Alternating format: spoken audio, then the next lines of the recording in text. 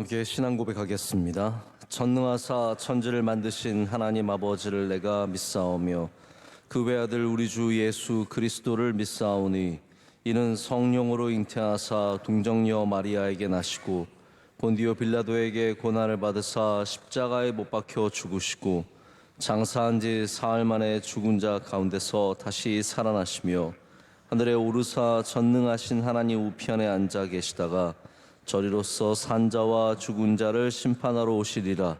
성령을 믿사오며 거룩한 공회와 성도가 서로 교통하는 것과 죄를 사하여 주시는 것과 몸이 다시 사는 것과 영원히 사는 것을 믿사옵나이다.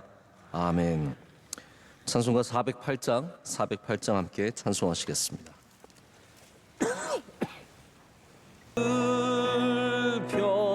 평안에 주 예수 온갖 고난을 왜 몸소 당했나. 주 함께 고난 받으면 멸류관 얻겠네. 나의 마음속이 늘 평안해. 나의 마음속이 늘 평안해. 악한 죄 파도가 많으나 마음이 늘 평안해. 함께 기도하실 때 김우기 집사님 기도 인도하시겠습니다. 할렐루야. 우리의 영원한 목자 되시는 전능하신 하나님 아버지, 오늘 또 새 하루를 허락하여 주시니 감사드립니다. 이루 말할 수 없이 부족한 우리를 자녀 삼아 주시고 지켜주시니 감사합니다. 이 나라 가운데 은혜를 주시며 대통령과 모든 위정자들에게 지와 협력으로 나라가 안정되도록 주님 은혜를 허락하여 주시옵소서. 복음으로 평화적으로 통일되는 은혜를 허락하여 주시고 선교사역을 넉넉히 감당하게 하옵소서. 하나님 아버지, 43년 한결같은 은혜로 사랑과 삶으로 선교할 수 있는 교회로 은혜 주심에 감사드립니다. 선교사님들 모든 사역 가운데 주님 동행하여 주시옵고 선교지마다 하나님의 기쁨과 사랑이 퍼지고 하나님의 복음이 확장되는 은혜를 주시옵소서. 2023년에도 우리를 지켜주신 주님 감사합니다. 송구 영신 예배와 신년 축복성회로 새 2024년을 허락하여 주신 주님, 우리 교회 모든 가정들을 지켜주시옵고 1년 내내 새벽을 깨우는 은혜, 성경 통독의 은혜도 허락하여 주시옵소서. 또한 모든 가정이 복음을 넉넉히 감당할 수 있는 축복도 주시오며 하나님의 사랑과 축복을 모든 성도들의 가정에 충만히 허락하여 주시옵소서. 존경하는 담임 목사님을 우리의 목자로 세우셨으니 주님 손으로 강하게 붙들어 주시사 날마다 시마다 눈동자처럼 지켜 보호하여 주시옵소서. 말씀 선포하실 때마다 권세한 능력을 더하여 주시옵소서. 사랑하는 원로 목사님의 모든 비전 선교사에게 함께하여 주시고 특별한 건강 허락하여 주심에 감사드립니다. 발걸음마다 동행하여 주시옵소서. 담임 목사님께서 매주 토요일 천년개보 예배에 말씀 선포하실 때 교회 청년들에게 영혼이 잘되는 은혜를 주셔서 소망과 비전을 품고 꿈꾸며 주님과 동행할 때 형통함의 축복을 주시옵소서. 우리의 영원한 삶이 되시고 소망이 되시는 우리 구주 예수 그리스도의 이름으로 감사하며 기도드립니다. 아멘. 우리 교수님 하나님의 말씀은 고린도후서 11장 28절부터 30절까지 세 절의 말씀입니다. 고린도후서 11장 28절에서 30절까지의 말씀입니다. 한 절 한 절 읽으시고 30절 말씀은 함께 읽겠습니다. 이 외의 일은 고사하고 아직도 날마다 내 속에 눌리는 일이 있으니 곧 모든 교회를 위하여 염려하는 것이라.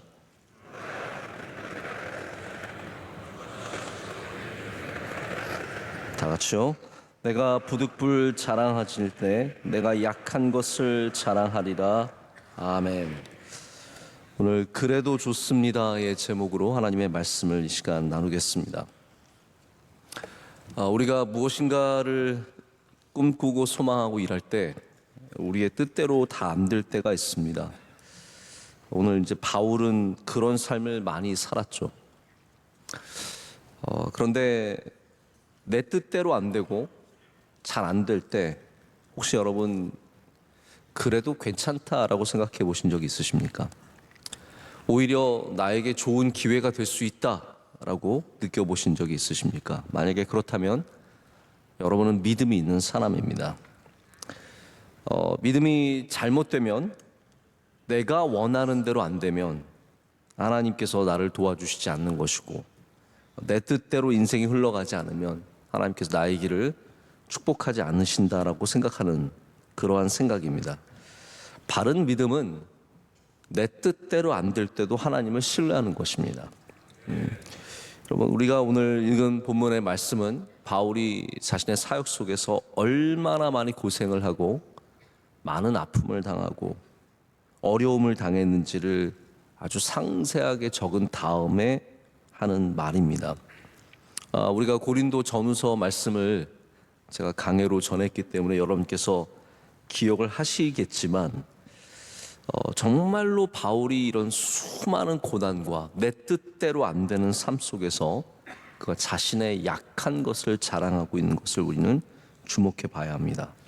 보통 사람들은 자기가 잘난 것, 잘한 것, 남들이 존경할 만한 것, 아주 특별한 것만 자랑하겠지만, 바울은 한마디로 죽도록 고생하고 내 맘대로 안 되는 인생을 자랑하고 있습니다. 이걸 제가 조금 바꿔서 말하면 이렇게 말하는 겁니다. 고린도 성도 여러분들, 제가 감옥에 여러 번 갔습니다. 그래도 좋습니다. 나는 돌에도 맞았습니다. 그래도 좋습니다. 40에 한한 감암매를 5번 맞았습니다. 그래도 좋습니다. 나는 3번이나 파선을 당해서 죽을 뻔했습니다. 그래도 좋습니다. 여러분, 우리가 하나님의 일을 하면서 보통 이 정도 고생하면은 하나님 도대체 왜 이러시는지 모르겠다. 왜 나를 자꾸 이렇게 걸고 넘어지시는지, 내가 하나님의 일을 이렇게 충성하고 있는데 왜 안 도와주시는지, 왜 내 자녀 이렇게 하시는지, 왜 나에게 건강에 이런 문제 주시는지, 왜 사업을 이렇게 안 도와주시는지 불평이 터져 나오기 쉽습니다.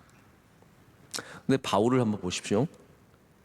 바울처럼 헌신되고 수고하는 사람이 어디 있습니까? 우리랑 어떻게 보면 믿음을 비교하기 어려울 정도로 바울은 특별한 믿음을 가진 사람인데, 하나님께서 그도 역시 이렇게 고생시키시고 환난과 수많은 어려움들을 지나가게 하십니다. 보호해 주시지 않으셨습니다. 우리는 당연히 하나님께서 오셔서 탁 건져 주실 것 같지만, 그게 또 간증인 것 같지만, 바울은 그렇지 않았다는, 나 40에 감한 매를 여러분 매 맞아 보신 적 있으십니까? 다 있으시잖아요. 왜 없으신 척 하십니까? 다 맞는 게 얼마나 아프고 싫고 그렇습니까? 선생님이 그냥 이렇게 자비롭게 때리는 것도 막 자로 때려도 막 이러고 그러고 맞는데, 이거 묶어놓고 40에 하나 감한 매를 그 날카로운 쇠가 박힌 그것으로 살점이 뚝뚝 떨어져 나가는 걸 5번 맞았는데 자기 괜찮다는 겁니다. 교통사고 한 번 나도 우리가 굉장히 어려운데 3번이나 파선을 당해서 죽을 뻔했는데, 이 모든 것 가운데 그래도 좋습니다 라고 말하고 있습니다. 바울에게는 왜 하나님 이러십니까? 저한테 좀 그만 좀 이러십시오라는 그러한 말이 없습니다. 제가 아무리 살펴봐도 그런 말을 찾을 수가 없습니다. 이런 일들에 절대로 절망하거나 실망하거나 시험 들어서 포기하지 않았습니다.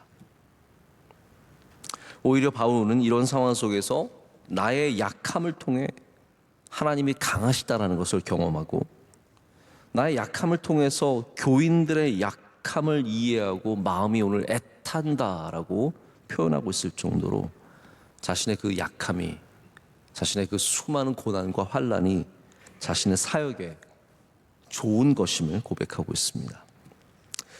여러분, 우리 그리스도인들은 어려운 일을 만났을 때 그래도 좋습니다 라고 말할 수 있는 믿음이 있어야 합니다. 그것이 믿음의 반응입니다. 하나님, 그래도 좋습니다. 그래도 좋습니다. 오늘 눈이 많이 온다고 합니다. 그래도 좋습니다. 네. 저는 교회에 가끔 제가 준비하지 않았던 행사들이 막 생기거나 그러면 제 스타일이 그렇습니다. 저는 준비하지 않은, 계획되지 않은 일을 하는 걸 굉장히 별로 안 좋아합니다. 제가 목회를 하면 할수록 깨닫게 되는 것은 그래도 좋습니다를 말할 수 있는 그런 목회자가 되어야 된다는 것이죠. 우리나라에는 알려지지 않은 꽤 유명한 미국 작가가 있습니다. 이분은 이제 동기부여, 이런 비즈니스, 리더십 이런 쪽으로 굉장히 특화되어 있는 작가인데 해병대 특수팀 중에 SEAL이라는 데가 있습니다. 네이비 SEAL인데 그 출신의 작가입니다. 이름도 자코 윌링크라고 하는 사람인데 저는 이분이 쓴 책 몇 권이 굉장히 미국에서 유명하길래 좀 본 적이 있습니다. 근데 제가 슬쩍슬쩍 봤기 때문에 저에게 그렇게 큰 감동이 되지 않았는데 제가 한번 이분의 하는 얘기를 들으면서 다시 한번 좀 생각을 해보게 되었습니다. 이분의 주장은 그거예요. 우리가 어떤 일이 생기든 우리의 중요한 반응은 긍정적이어야 된다라는 거죠. 작전 수행을 하는데 부하가 와서 소령님 큰일 났습니다. 뭐 이런 문제가 있고 여기 뭐 우리 도구가 잘못되었고 뭐가 잘못되었습니다. 그러면 이분은 늘 그렇게 얘기했나요? 그래? 좋아. 잘 됐어. 그럼 이 부하가 굉장히 당황해서 돌아간다는 거죠. 며칠 뒤에 또 와서 소령님 이번엔 이런 문제가 있습니다. 말하다가 깨닫는 거예요. 그래서 잠깐 소령님 또 좋았어라고 말하려고 그러죠. 괜찮다고 말하려고 그러는 거죠. 그럼 그분이 얘기하는 거예요. 맞아. 좋았어. 잘 됐어. 끝. 그러신다라는 거예요. 이분이 주장하기를 승진하지 못하고 인정받지 못했으면 절망하기 쉽지만 그러지 말라는 거죠. 좋았어. 나를 더 발전시킬 기회야. 내가 더 좋아질 수 있는 기회야. 실패했어. 좋았어. 다시 더 열심히 노력해서 도전해 보는 거야. 좋았어. 라고 말하라는 겁니다. 이걸 정말 실제로 적용한 사람이 있는데 미국 캐롤라이나 팬더스라고 하는 제규어라고 하는 팀이 있는데 거기에 풋볼 쿼터백이에요. 이분이 중요한 시합에 나갔는데 던지는 거를 빼앗기는 게 최악입니다. 왜냐하면 이게 턴이 넘어가는 정도가 아니라 바로 그 자리에서 그 팀이 그 볼을 갖고 시작하기 때문에 자기 팀한테 제일 안 좋은 게 쿼터백이 볼을 잘못 던져서 빼앗기는 겁니다. 근데 이분이 전반전에만 4번을 볼을 뺏겼어요. 근데 이분이 이 자코 윌링크의 글을 읽고 도전을 받은 게 있어요. 그래서 뺏길 때마다 좋았어. 괜찮아. 혼자서 그랬다는 거예요. 그걸 겉으로 하면은 맞아 죽죠. 네. 뺏긴다고 좋았어. 그러면 큰일 나죠. 혼자서 그랬다. 속으로 좋았어. 끝. 괜찮아. 내가 왜 잘못했는지 생각해보자. 뭘 잘못했는지 생각해보자. 이번에 배우면 되는 거야. 이번에 실패했지만 다음엔 더 잘하면 되는 거야. 혼자서 4번이나 좋았어. 괜찮아. 끝. 그러면서 외쳤다는 거죠. 근데 실제로 이 팀이 그날 27점 차의 경기를 뒤집어서 승리를 하게 됩니다. 여러분, 저는 이게 뭐 항상 통한다 뭐 이렇게 말씀을 드리고 싶진 않지만 굉장히 중요한 반응 아니겠습니까? 우리 대부분은 조금만 안 좋은 일이 생기면 망했어. 끝났어. 이게 되지 좋았어가 되지 않습니다. 난 왜 이럴까? 왜 하나님이 날 안 도와주시는 걸까? 이게 안 되면 난 어떻게 살라 그러는 걸까?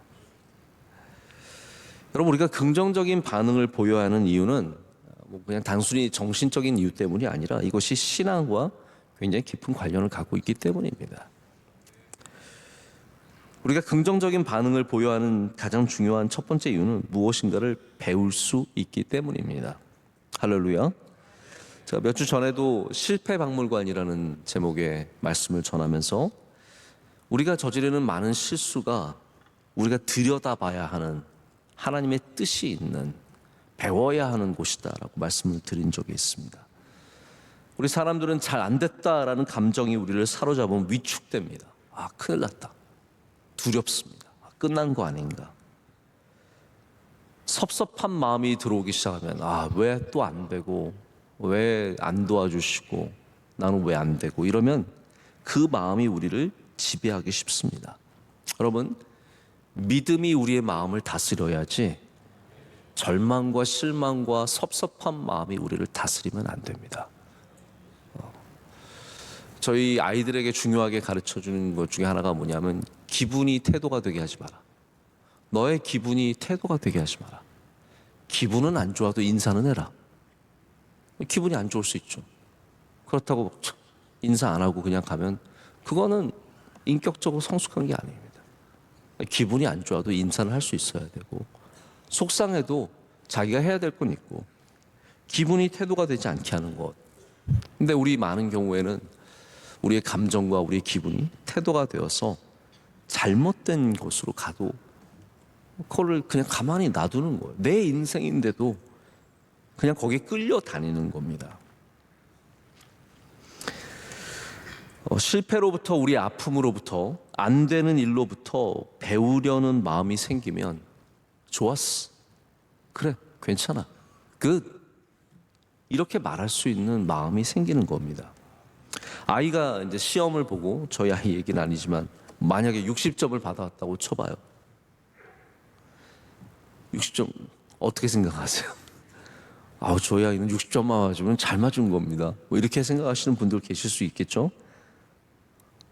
근데 그 아이가 그냥 60점 맞았다는 게 중요한 게 아니라, 만약에 팽팽 놀다가 공부 안 하다가 전날 저녁에 막 나중에 공부를 시작했는데, 그것도 여러분 또 그 시험 전날은 또 왜 이렇게 피곤합니까? 네. 오늘 밤새려고 낮에 자두잖아요. 저녁에 평소에는 졸리지도 않은데 그날은 더 졸려요. 막 이상하죠? 네, 피곤해서 일찍 자서 결국은 시험을 못 봤어요. 60점 받아왔어요. 그럼 부모님이 커봐도 그럴 줄 알았다. 너 어떻게 그냥 처자더니 그때 그럴 줄 알았어. 이게 아니라 좋았어. 그래, 좋았어. 괜찮아. 너 어젯밤에 공부 안 하고 자더니 이런 결과 나오는 거 아닌지 알겠지? 좋았어. 배우는 거야. 60점을 어떻게 우리가 뭐 100점으로 바꿔줄 수 있습니까? 이건 이미 받은 거예요. 최소한 거기로부터 배우는 자세는 있어야 되지 않겠습니까? 우리가 성경에 나오는 정말 다양한 실패 이야기들, 삼손의 실패, 사울의 실패, 수많은 왕들의 실패의 사건들을 보면서 맞아, 이거야.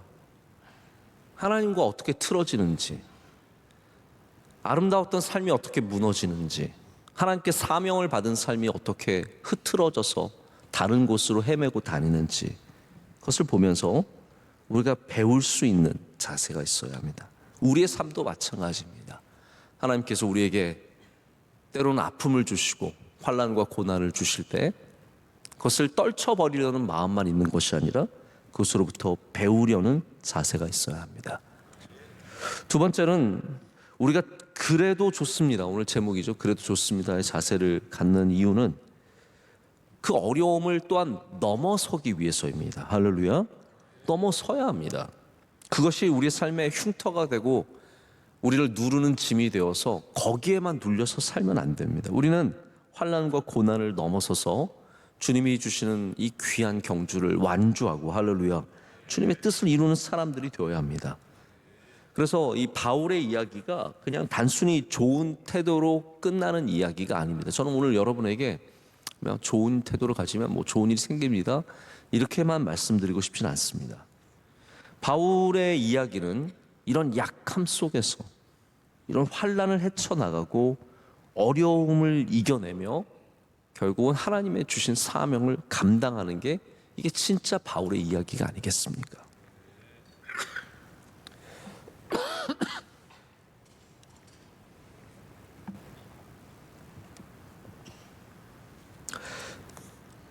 오늘 제가 좀 다양한 이야기를 드리고 있는데, 베어 그릴스라고 하는 굉장히 유명한 생존 전문가가 있습니다. 이분은 프로그램 자체가 이분을 아주 오지나 험한 곳에 떨어뜨려 놓고 며칠 만에 통과해서 어느 지점까지 나와서 거기서 이제 픽업해 가는 그런 프로그램입니다.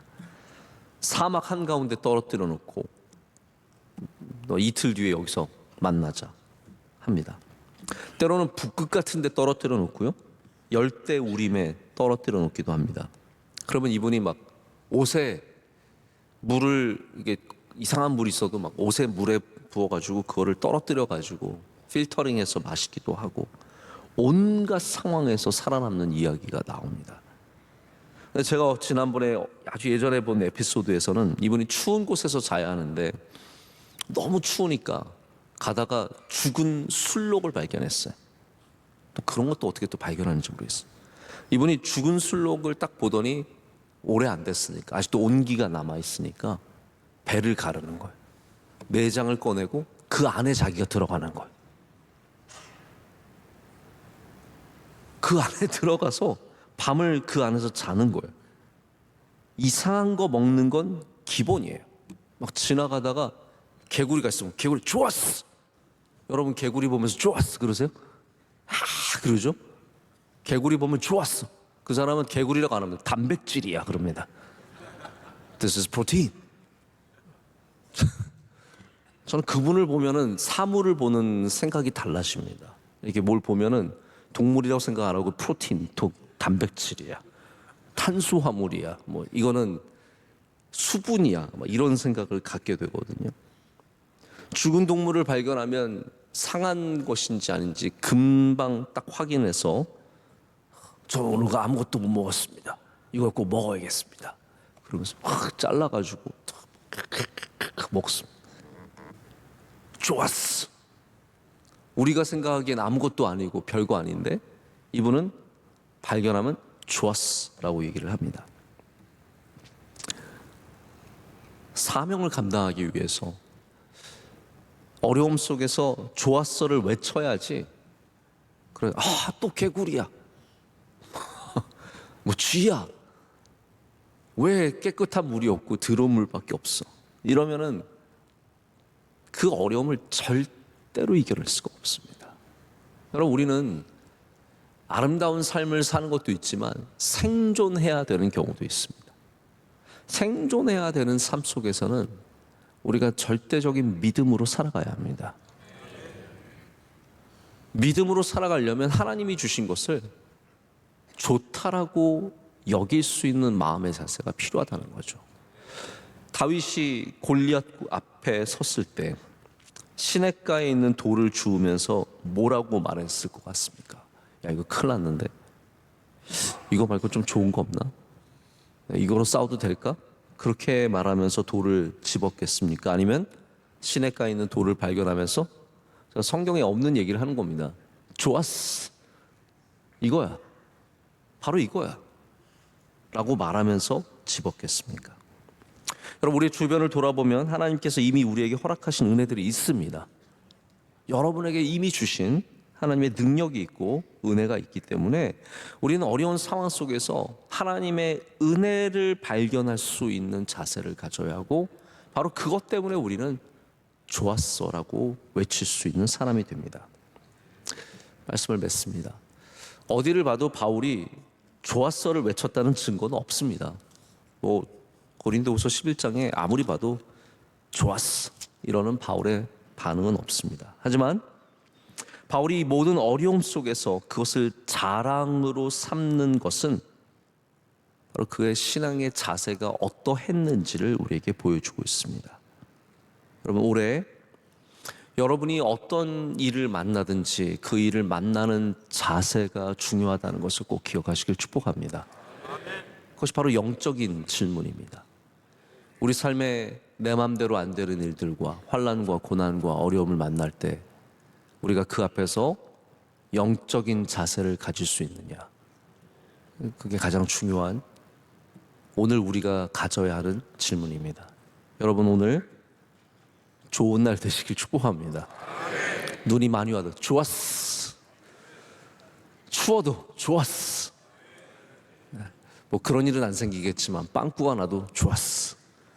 무슨 일이 생겨도 하나님이 함께 하심을 믿으시고 선포하시면서 나가실 때 승리하실 줄로 믿습니다. 기도하겠습니다. 하나님 아버지 감사합니다. 오늘 우리에게 주신 주님의 이 말씀을 붙잡습니다.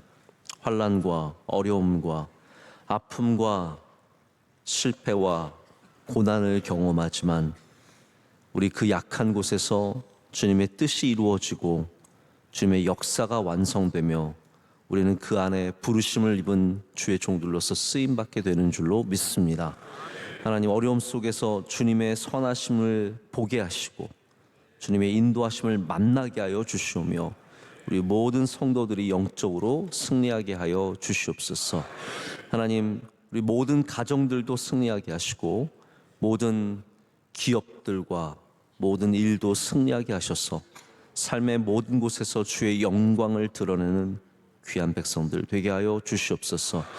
허락하신 올해가 풍성한 은혜가 있게 하여 주시옵고 하나님, 모든 간절한 기도의 제목에 주님께서 또한 신실하게 응답해 주실 줄로 믿습니다. 대한민국 위에 한없는 긍휼과 은혜를 베풀어 주시오며 우리 명성교회를 주의 장중에 붙잡아 주시옵고 선교사님들 지켜주시고 모든 교회 기관마다 부서마다 성령 충만케 하여 주시옵소서. 원로 목사님 많은 사역을 넉넉히 감당하게 하여 주시오며 세임과 능력을 날마다 허락하여 주시옵소서. 오늘 예배를 섬기는 주님의 종들 일일이 기억하여 주시고 하나님, 안내로 봉사로 수고하신 주의 귀한 종들 은총을 더하여 주시오며 기도하신 집사님 기도를 흠양하여 주시오며 만복을 내려 주시옵소서. 오늘도 주님과 동행하는 하루가 되게 하여 주시옵고 특별히 하나님, 우리 다가오는 재직 수련회 통해서 우리 모든 재직들이 다시 한번 주님께 재헌신되며 우리의 삶 가운데 놀라운 은혜를 만나게 될 줄로 믿습니다. 오늘 복된 하루가 되게 하여 주시옵소서. 예수님의 이름으로 기도드립니다. 아멘. 하늘에 계신 우리 아버지여, 이름이 거룩히 여김을 받으시오며 나라의 마옵시며 뜻이 하늘에서 이루어진 것 같이 땅에서도 이루어지이다. 오늘날 우리에게 일용할 양식을 주시옵고 우리가 우리에게 죄 지은 자를 사하여 준 것 같이 우리의 죄를 사하여 주시옵고 우리를 시험에 들게 하지 마시옵고 다만 악에서 구하시옵소서. 대개 나라와 권세와 영광이 아버지께 영원히 싸움나이다. 아멘.